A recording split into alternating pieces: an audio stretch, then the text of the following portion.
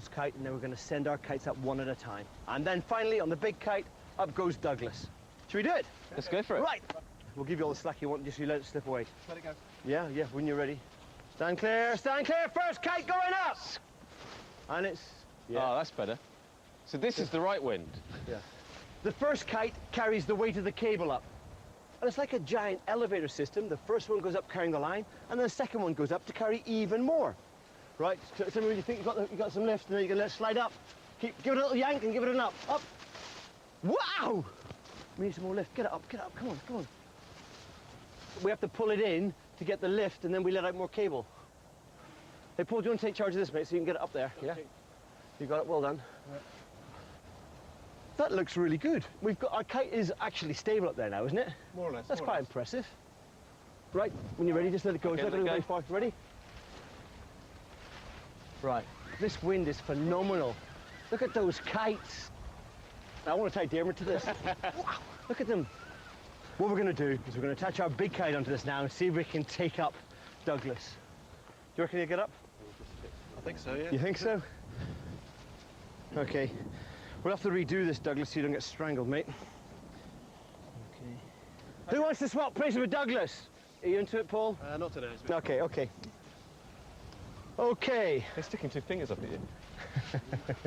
He's only got defiance. 2 fingers. Poor old Douglas is a bit mutilated. You happy, Paul? You got control of something? Yeah. Dermot, do you feel like you're in control? I'm totally in control. Well, I don't feel like control at all. So let's just turn it over and see what happens. What we got? Whoa! Twist it over.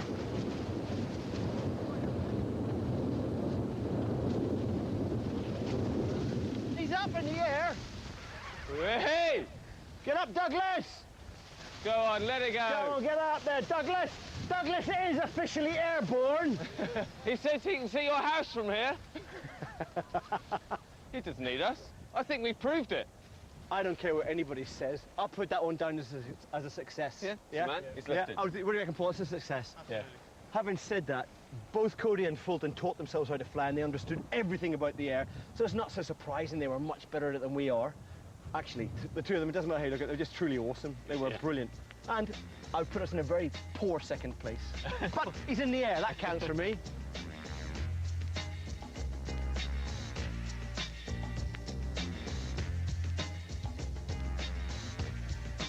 Winning the air battle was crucial to the outcome of World War II. The big challenge for Britain's scientists was to detect enemy planes and allow the RAF to intercept them before they had a chance to drop their bombs. 5 years before the Battle of Britain, Hitler created the Luftwaffe and Germany went into mass production of fighters and bombers.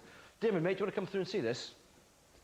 Once he subdued mainland Europe, it became clear he intended to turn his air power on us. Watch this. To counter an air invasion, Britain needed an accurate early warning system. But as war approached, it became clear the technology we had was nowhere near good enough.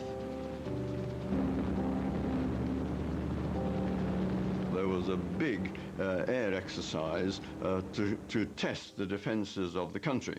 And even though the incoming bomber tracks and targets were well known beforehand, very, very few of them were actually intercepted by any of the fighters, and it looked as if the bomber would always get through.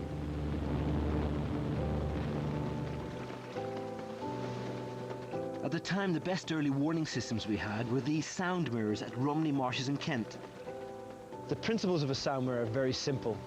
The sound waves from the engine of an airplane will come and bounce off the wall, and because it's curved, they'll bounce towards a focus. At that focus, if a chap's listening, he's able to pick up very, very faint sound because it's all concentrated in one position.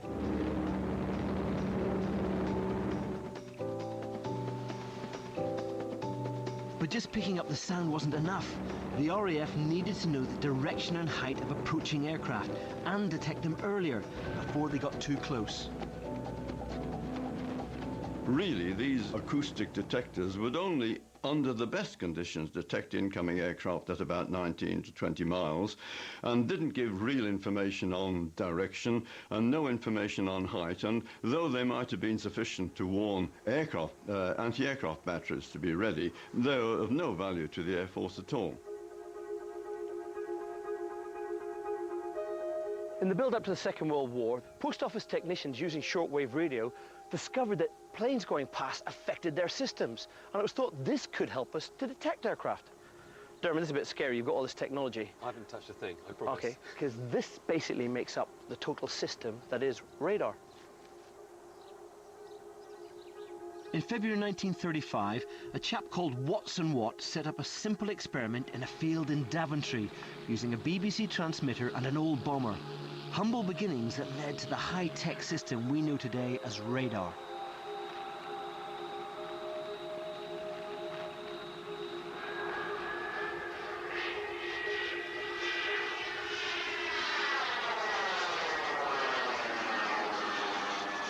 This is the 21st century equivalent of the Daventry experiment. This transmitter is sending our signal out into the sky. When it bounces off the airplane, it comes back to our receiver. Both of these are connected to a processor, and basically on our screen we will be able to see the model aircraft. Okay. This is all a bit techy. I thought you just welded. No, this is my background, my history. I have 20 years as a sort of a signals colonel. I know this.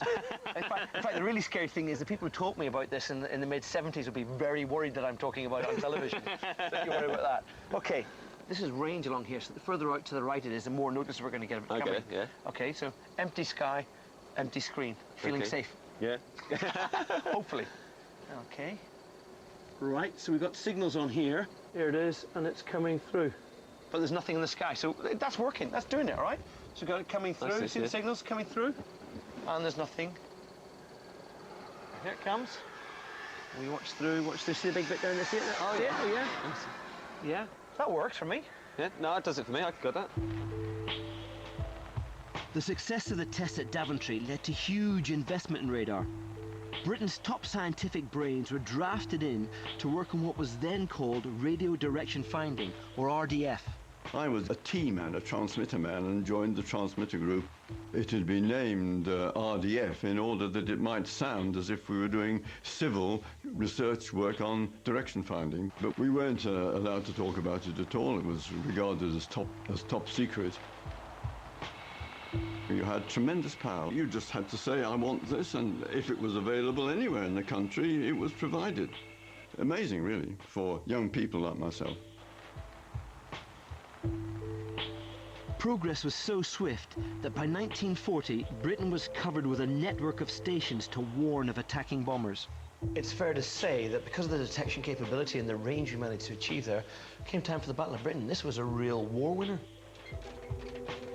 The Battle of Britain was the first part of Hitler's planned invasion of the UK.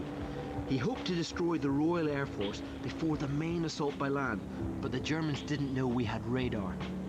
We had less Spitfires than they had fighters and bombers, but what we had was the ability with our radar to direct it, and therefore we get more use from it. Squadron 3-2, intercept, raid 4-5. You could keep your own fighter force on the ground until the threat was forming and you could judge where it was going. You could then instruct them to take off and to fly to the optimum position in order to engage the enemy.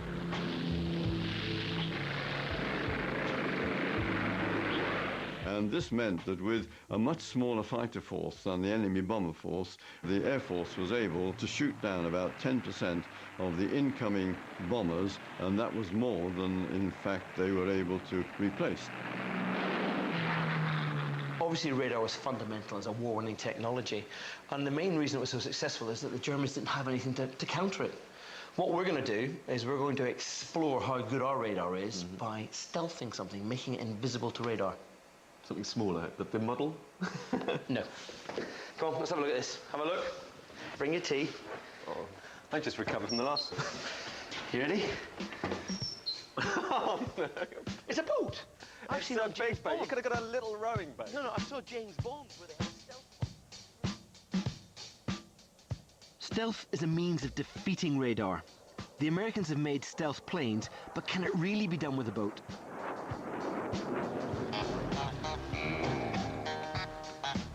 First, with help from radar experts Jim and Pete, we're going to see just how easy it is to detect our boat.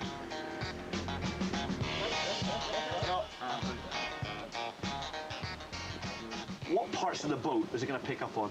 Well, anything metal on the boat should give us a nice reflection so that we can see it. Well, the engine must be a big lump for you to find.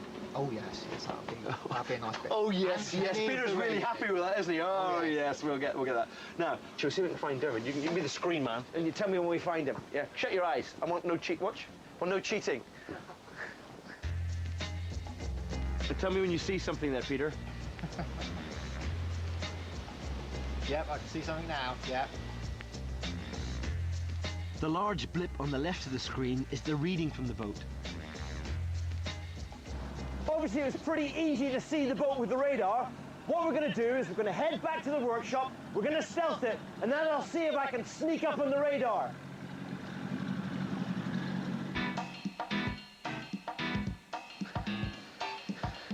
You want to have a look at this?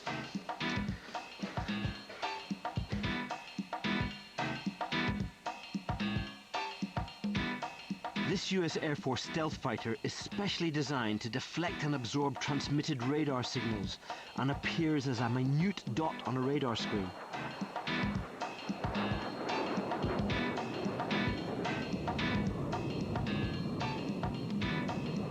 There are two things you can do in order to reduce the reflection level.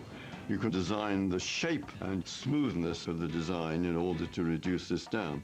All right, when we're sitting on the water, Dermot, we've got problems because we've got things like our engine, we've got the front end of the boat, etc., that's going to reflect badly. So what we'll do is we'll build a big curved section, which means that any radar that shines on it gets deflected off. Okay, so it's a big shell. Got it.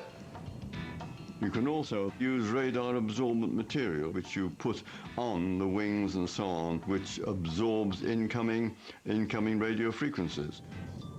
They covered it with radar absorbent paint. Slightly unfortunate, it actually came off in the rain. So every time they used it, they had to repaint it. You know, and that's serious. We haven't got any of the paint for our boat. We're going to be using this instead, because this is radar absorbent material. It does, radio waves get absorbed by this. The actual sponge? Yeah, by the sponge. And the shape, it just sucks inside there? Well, the shape actually is quite important, so you cover a broad series of frequencies with this. This is a broadband absorbent material, yeah? So what gets through this will be reflected off because of our shape, but we're trying to suck as much out of the air as possible.